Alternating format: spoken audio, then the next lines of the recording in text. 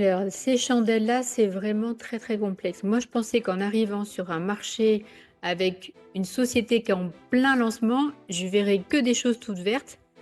Voilà, ça c'est le genre de questions qu'on entend souvent. Jay est avec nous aujourd'hui pour des informations complémentaires, pas forcément sur du trading, mais essentiellement sur des côtés pratiques, comment bien utiliser une crypto-monnaie par rapport à sa volatilité sur un marché haussier ou baissier. Bonjour Jay, comment vas-tu? Je vais très bien et effectivement, ce thème que tu as choisi, il est parfait puisque nous avons toujours cette question-là. La volatilité d'une crypto-monnaie, la volatilité d'un token. Volatilité, déjà, c'est quelque chose qui n'est pas prévisible. C'est bien là, malheureusement, j'avouerai, un petit bémol d'une crypto-monnaie. Quoi qu'il en soit, la première chose que l'on doit savoir quand on se positionne sur un token ou une crypto quelconque, c'est d'avoir son écosystème derrière. Une fois que vous avez connaissance de son écosystème, normalement, donc vous avez fait le nécessaire qui s'appelle do it yourself, c'est-à-dire faire vos propres recherches, vous découvrez un écosystème. Quelle que soit la force, la puissance, l'heure du projet, je dirais, une crypto-monnaie sera toujours sujet à une volatilité. Même quand il prendra de la valeur le layer cake, il y aura toujours des moments baissiers et des moments haussiers. Vous voyez une chandelle rouge, vous voyez une chandelle verte, et vous voyez ça constamment sur tous les marchés, que ce soit marché fiduciaire ou marché crypto-monnaie. Cela est la volatilité quand une crypto-monnaie monte ou baisse.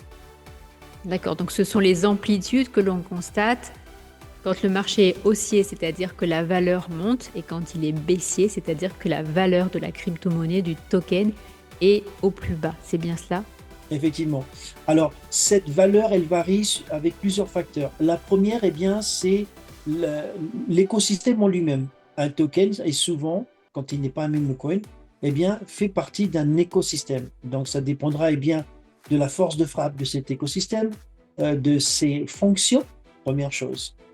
Ensuite, ça dépendra également des différents leviers qu'ils ont dans l'écosystème en termes de stacking, de minting, et d'autres leviers, du YEL également, donc des termes techniques que nous préciserons sur les prochains podcasts. Mais surtout, une crypto-monnaie est disponible sur les marchés. Cela veut dire qu'une personne qui en possède peut en acheter à tout moment et peut en revendre à tout moment.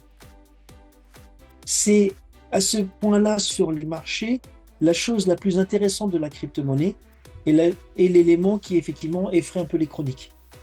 J'achète, il est à 5 dollars et quand je vais le revendre, il est déjà à 3 dollars. Donc, il faut comprendre le marché afin de pouvoir en tirer le meilleur bénéfice. Mais les fondations d'une crypto-monnaie, c'est bel et bien son écosystème. Donc, n'ayez pas peur si vous avez connaissance de l'entièreté de votre écosystème.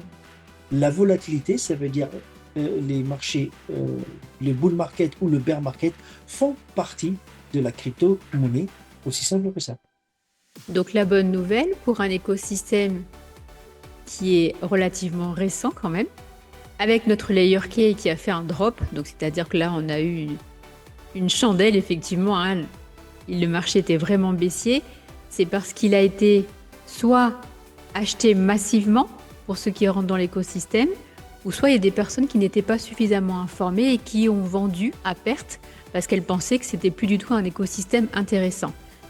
Donc nous, on vous invite vraiment, quand vous avez vos layer cake, avant de cliquer sur le bouton acheter ou vendre, de bien regarder les tendances. Est-ce que tu veux rajouter une précision par rapport à ce comportement en tant qu'utilisateur, s'il te plaît? Oui, effectivement. Alors, lorsque vous avez vérifié l'écosystème dans lequel vous êtes, en l'occurrence, là, nous avons été audités par Zokyo, qui est une institution dans le monde de la crypto-monnaie en termes de sécurité. Lorsque vous avez le white paper, quand votre coin est listé, sachez que lorsque le marché est baissier, c'est très positif parce que c'est à ce moment-là qu'il faut l'acheter. N'attendez pas qu'il soit à 10, 15, 20 ou 30 dollars pour l'acheter. C'est maintenant qu'il faut l'acheter. Donc, le marché fintech, le marché cryptographique, est également un marché, sur une étude de, de financière. Donc, acheter au plus bas pour revendre au plus haut, c'est ce que font certains qui vont parfois, faire bouger l'écosystème sur les différents échangeurs. Mais aujourd'hui, on porte un écosystème innovant qui est sur les marchés depuis très peu et qui a déjà un token, et ça, il faut vraiment le prendre en considération, qui a déjà un token qui est à 1 dollar. Regardez sur les marchés le nombre de tokens qui sont sur le marché, qui viennent juste de sortir sur le marché et qui valent déjà 1 dollar. Donc voilà, l'écosystème le connaître par ses audits et également le listing. Donc la très bonne nouvelle, quand on a notre layer cake qui est listé, tout le monde est ravi. Maintenant, on a deux façons d'être listé. Est-ce que tu veux bien préciser, s'il te plaît, pour les internautes, la différence entre les deux types de listing, s'il te plaît? Oui, bien sûr, listing, eh bien, c'est la visibilité du token. Pour ce faire, il y a du listing sur différentes plateformes. La première, eh bien, les plateformes CoinGecko, CoinCarpe et CoinMarketCap sont des plateformes de référence. Donc, être référencé, être listé sur ces plateformes-là donne la notoriété à l'écosystème et au token. Le deuxième listing que nous voyons bien souvent aussi, hein, ça fait partie de cette visibilité et bien évidemment aussi bien la commercialisation parce qu'on pourra acheter et revendre le token. Ce sont donc sur des échangeurs et là, dans notre canot, c'est des échangeurs centralisés. Coinbase, Bitmark, Wick, Lbank et Delta. Tout est bien, tous ces listings-là vont donner de la visibilité au token et donc donner son, eh bien, son ampleur, donner sa grandeur par rapport à son écosystème. Une infrastructure qui positionne son token sur différentes plateformes a l'ambition eh bien, d'aller très loin. L'avantage que nous avons dans notre écosystème, c'est bien sûr d'avoir un processeur de minting qui continue de tourner, que le marché soit haussier ou soit baissier. Et effectivement, Lilou, et ça c'est un point très important. Lorsque vous tradez une crypto-monnaie que vous l'avez sur votre échangeur ou votre wallet, celui-ci eh bien va suivre eh bien les tendances du marché, qu'il soit, comme tu l'as précisé, haussier ou baissier. Le fait d'avoir dans notre écosystème un minter, c'est-à-dire que vous allez minter de la crypto-monnaie. Une crypto-monnaie va monter, descendre, avoir des valeurs marché différentes au fur et à mesure eh bien, de son évolution. Quoi qu'il en soit, le positionner dans le minter est un avantage majeur en fonction de sa valeur.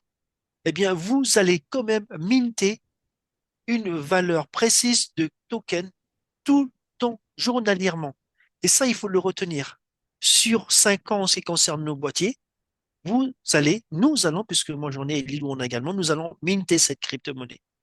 Une crypto-monnaie va avoir, je répète, une volatilité tout au long de son existence, quel que soit son écosystème. Et eh bien, avec le minting et son écosystème aujourd'hui que certains commencent à découvrir, il est voué à grandir puisque il est porté par tout ça et surtout par une communauté qui a des minters dans le monde entier. Donc, j'insisterai sur ça par rapport à ce petit podcast sur la volatilité des crypto-monnaies et la spécificité que nous avons chez les Yorkais. Merci pour toutes ces informations complémentaires. Donc maintenant, nous voilà tous rassurés par rapport aux tendances du marché, puisque notre NoteKey continue une de ses fonctions. Il y en a beaucoup d'autres. Pour bien les connaître, nous vous invitons à suivre les autres podcasts, parce que ce n'est pas uniquement un processeur de minting, ce sont aussi d'autres capacités utilisables par d'autres sociétés. Merci Jay, à très vite pour la suite, et prenez soin de vos layer cake, quel que soit le marché.